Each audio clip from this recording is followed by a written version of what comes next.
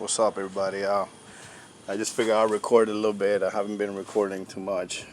Um, I made an installation of the differential bushings from Z1 on this car, and right after I did the installation, the car started making a clicking noise.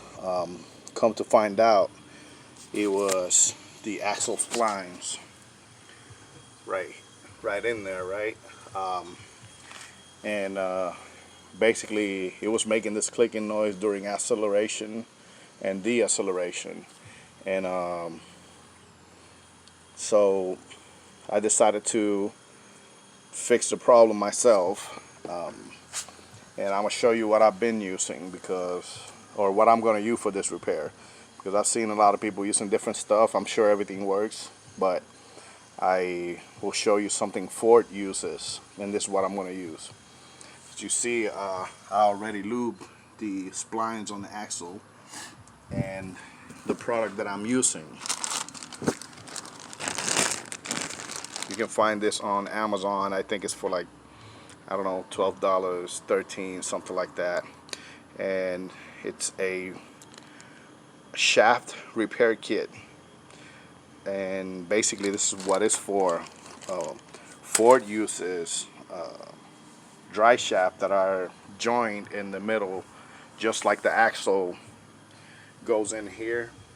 The dry shaft in some Fords are a male and a female with splines, and they go dry and they start making noises and vibrations and stuff like that. So Ford uses this grease right here. If you can see, there's a part number. You can also search it on the internet for that part number, and basically that's what Ford used to fix their problems. So if they use it, that means it works in any application. So that's what I'm using right here.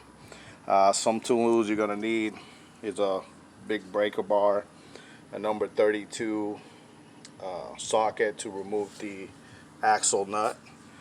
I'm reusing some of my hardware. I'm going to use Loctite so I can put the axle bolts back in the differential.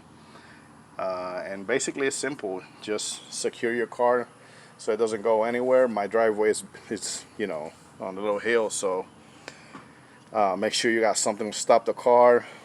Put your jack stands, lift the car, and the reason why I'm lifting the car through the differential is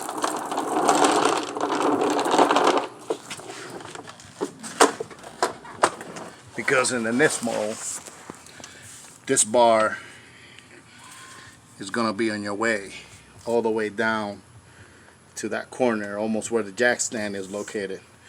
So with a number 12 socket and a ratchet, just remove the bolt down there. You can move this bar out of the way and get the axle out. And I mean, it's a simple repair. I just wanted to show you what product I was using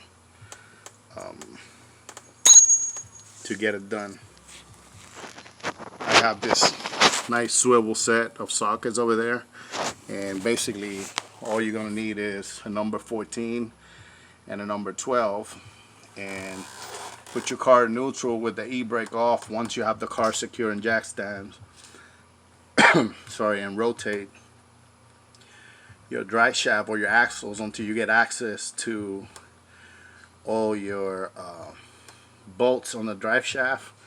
Those bolts right there, and basically if you have a little impact, use that swivel with the impact, and man, it's easy. It'll come out easy. And then use some type of thread lock like I'm gonna use, and I mean, get it done. It's not too bad. It's complicated. You go take it somewhere, you're probably gonna be paying, I don't know, 2-3 hours labor, but you can do it yourself. And once you put your your axle nut back on, make sure it's torqued properly. Alright.